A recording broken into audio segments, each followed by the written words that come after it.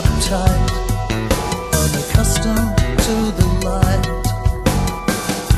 and all my arms and all my legs are much too long.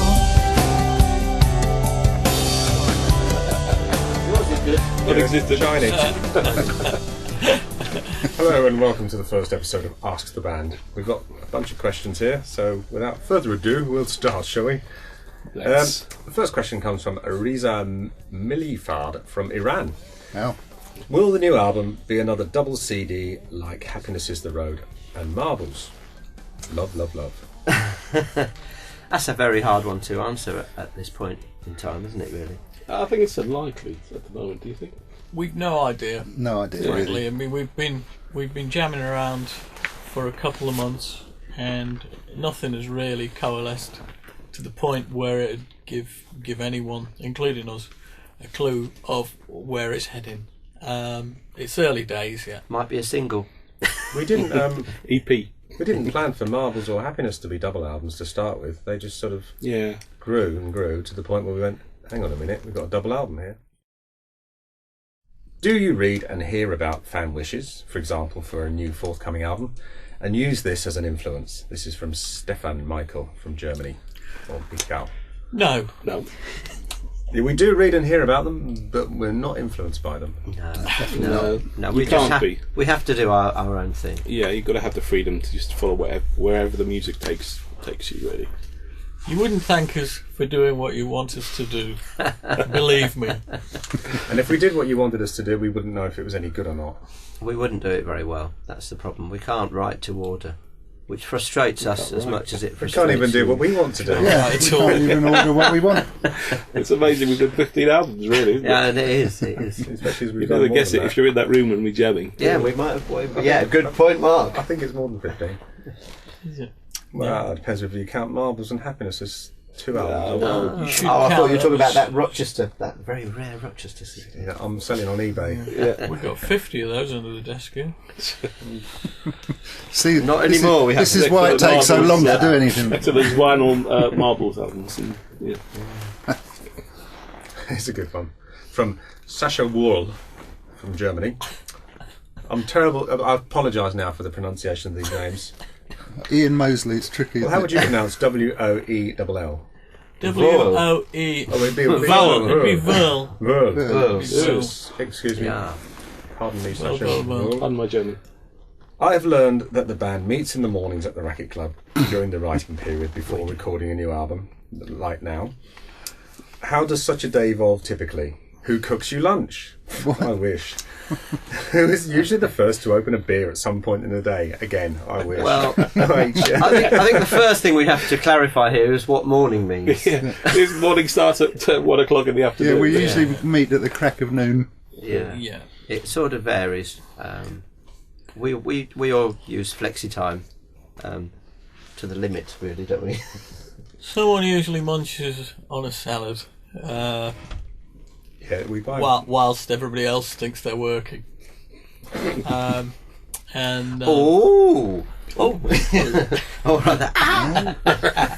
We just sort of drift in, really, and we tend to sit behind instruments and jam first off. We buy our lunch at the local garage on the way in, apart from H, who doesn't buy any lunch and usually complains that he's feeling faint by about 4 o'clock because he hasn't eaten anything. Can't argue with that.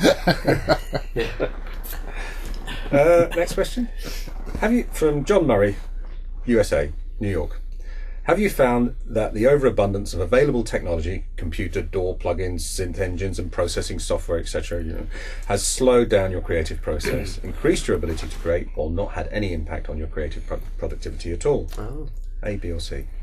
It's changed the way we create. I think all the new computer technologies completely changed the way we record and how we can go about recording and editing and fiddling about with the performances to make them sound more like how we wished they'd been in the first place. That's easier. So you can be. I don't know if that helps in a way though, because it just makes you a little more slipshod when you are performing, because you know it can all be fixed and tiddled and changed. So Well, yeah. I think it tends to force a slight lack of focus and concentration. But then at our age, a lack of focus and concentration is what's expected. But what really. it's unavoidable. But what it does allow you to do is what happened on the last album, Happiness, where we can actually record the multi-track sort of jams into Pro Tools, and Mike can spend some time tidying those up and maybe even rearranging them, and I have that initial magic kind of captured as some sort of usable format, really, which I think can help. I think that process speeded up the last album. And Mike is actually very good. He's a real whiz with Pro Tools. Dave Megan used computers a lot as well, but it didn't really seem to affect the speed at which he worked.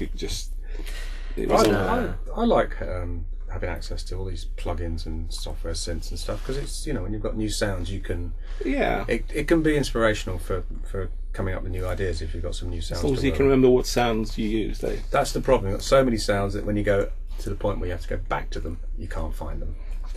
That's another story. Yeah. Next. This is one for Mr. H. Have any of the recent world events inspired any lyrics for the upcoming album? For example, anything from the Haiti earthquake to MP's expenses? From Richard Neal, UK. Probably. Although I can't call to mind off the top of my head at this point in time. But everything that's gone on in the world tends to creep in at some level or other.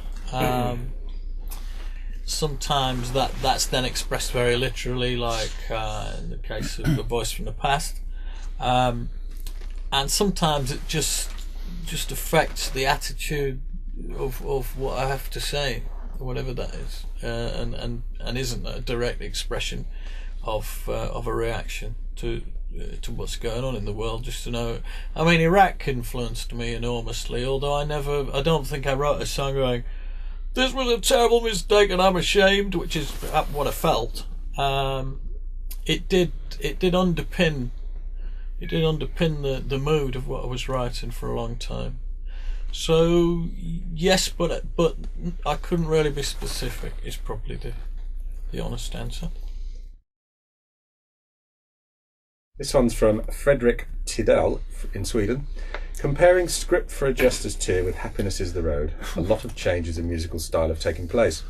I think the musical journey is most interesting, never a dull moment listening to an album.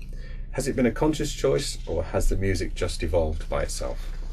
Really, it's just evolved by itself. Yeah. It's been a constant choice not to stay in the same place, I think, or certainly not to be frightened of moving on.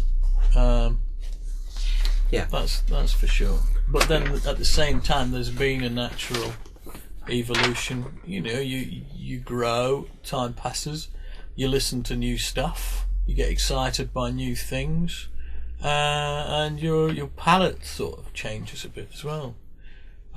So it's natural that over time artists are going to develop. I don't think we're developing at the same speed the Beatles did. I mean, they managed to go from I Want to Hold Your Hand to the White Album in 5 years. I know, that is incredible, isn't it? That's a shocking rate of change and development and growth. We probably could only do 2 albums in 5 years. But, yeah, have I wandered? I probably have wandered. I think we're open to experimenting more now than we were in the early days, I think. Yeah, definitely. Yeah, every album we try different things, don't we? We incorporate different sort of musical styles. And we're more critical. Yeah, we're much more critical. We're paranoid about not repeating ourselves. Not repeating ourselves. I think time as well has shown that we've got nothing to fear by branching out and doing different things.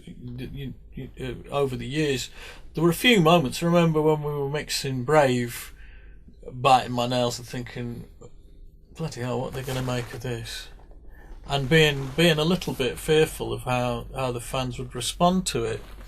And the response to that album overall was great. In fact, a lot of people still consider it as a high point, and that sort of proved to us really that kind of jumping out into the dark a bit and bringing new influences on board and doing what at least to us is radical, as you know, is probably not that radical to the listeners and hasn't been embraced. Next question. Alexander Potapov, Russia. Potapov. I'd like to play your songs for myself and my friends, and it will be great if it would be possible to find some chords and musical notation on your website. Is this possible? Certainly possible, but it's not something possible. It's not really legal. He's asking if we'll publish the musical notation and chords of our own songs on our website. For the stuff that we published ourselves, we could do that, but we didn't with the earlier stuff. Really? Are you sure that's not? Well, what if you just give people the chords? Is You that can't not give legal? them it. Yeah, Well, that's the publisher's publisher. responsibility, is it? Sheet music is still. That's No, how it publishing was- started Yeah. out. What if wasn't it what if it wasn't sheet music? What if it was just a video of you explaining how the song You went? still have to give them a percentage. Really? Yeah. So you learn something new in these Yeah. question sessions. So all those sites with guitar parts. Yeah, they're all doing it. A lot of them illegally. have been closed down. A lot of the guitar tab sites. There is a right. Marillion tab. Marillionmusic.com, is it, or something? That somebody has assembled. Pretty good. Yeah, I've always Is that thought where it's you something go we when should do. Yeah, when I forgot the the tour hell I coming did. up. Yeah, I know. I just look at the old videos and think. What was his name again? Alexander Potapov. Alexander. Well, there you are. You should go and have a look at. I think it's marillionmusic.com. But just do a Google search. Steve says it's almost correct. What A they lot put of up it's there. pretty good. Yeah. Good. Okay, next we have Lila Gatsiura. I can't pronounce White that. I'm balloon. Sorry, Leela, but you're from Greece, and here's the question. We have seen so many bands that cannot stick together over the years, unable to handle the pressure. So how do you manage to keep that chemistry between you alive after all these years? Good question. It's our little secret. Can't afford to split up. Oh, yeah, that's... I think we all know that what we create together is something very special and very magical, and On a good day, we're really Yeah. good. Yeah. yeah. We have quite a few bad days, but we have We enough do. good days to keep us together. No, when it's good, it's really good. Yeah. I mean, I When it's bad, it's horrid. remember the last album when we were writing, and it got very exciting just as we were about to start with the recording process, because we were just coming up with all this wonderful music. And I was thinking back to when we started that process, and I didn't even know if we'd have Happiness is the Road, because at the start of writing that, it appeared that we didn't seem to know what to do. And at the end of it, we were all really excited about some of the the new music that we'd created together, and that's quite special to still have that after all these years working together. It also gives us hope now, at the beginning of this album, when we don't know what to do. Okay, next we have what would you consider to be the most underappreciated / underrated song in Marillion's history? From Nathan Tolley in Portland, USA. What do you mean by underappreciated and underrated? What, by us? By the critics? By the fans? You'd say most toys, wouldn't you, Mark? Probably. Yeah, that's your favourite. Well, yeah. if it's by the critics, I'd say pretty much all of them. But What is it? What song or album or what was Song. song, it? Song. yeah, Most Toys is up there for me. I don't know. I don't know what the fans particularly don't like. I tend not to really absorb that information. It'll just make me angry. So why bother? Some of the fans were a amongst bit. the band then. Some of the fans were quite negative about Somewhere Else. I'll tell you a song actually that amongst the band I think was underrated until we looked at it again, which was Accidental Man, and Yeah, probably. we left it alone for so long thinking it wasn't very good, and then when we tried playing it we actually all thought it was better than we remember, so Yeah. that's one. That That's true. applies to a few of the songs. Though, Tumble doesn't it? Down the Years Most was a of bit them. like that as well. Yeah. Don't remember playing that. We did it at the last convention. It was, There you go, then. It was really a pleasant surprise. Once more around the bowl. Memory. we move on to the Yeah, if only we next, could remember our songs, then we'd be able to answer that question. Well, I thought there were some Okay. great tracks on Somewhere Else. There were, So I actually. was really surprised when some people were quite critical about them. This is another difficult name. I'll start with the name. It's quite a long question as well. Rob is the easy part of his name. Rob Nadinger from Montreal, Canada. Rod or Rob? Yeah. And the question is, given that Marillion have always been a band to keep with the times in terms of utilising social media and available technologies to promote the band, I have the following question. In these days of iTunes and file sharing, have the band ever thought of changing the way it releases their songs? In other words, can Marillion ever see the day when they would officially release 1 or 2 songs at a time instead of saving up a bunch for an album release? We've talked about it. Or are the parts less important than the whole? We have talked about it. We have talked about it. Talked about releasing a series of EPs and then putting them together. I think with a lot of what we do, the whole is kind of more important than the parts. Actually, the way definitely still have a series of songs hang together is something special about an album, isn't there? Which you don't get with individual songs. Yeah, I still have a problem with just releasing 1 or 2 tracks at a time, rather than sitting down with the whole album. But I'm an old git. Yeah, we are. In a way, that whole thing only really holds together until you consider that the iPod has really made it possible to just cherry pick all the time, and there's no getting away from the fact that discrete songs is what's going to come up on your iPod. True. Yeah. So in that sense, once you start thinking of that technology, the album ceases to exist as well, unless somebody's deliberately playing the songs one at a time in the order they should be in. And I don't know how many people are going to go to that much trouble. I think it's for a general buyer. I think buying the song they've heard on the radio or the single, song by song on iTunes is pretty much how it happens these days. But I think for a Marillion fan, they want the experience of getting an album and getting the artwork and reading the lyrics and immersing themselves in it.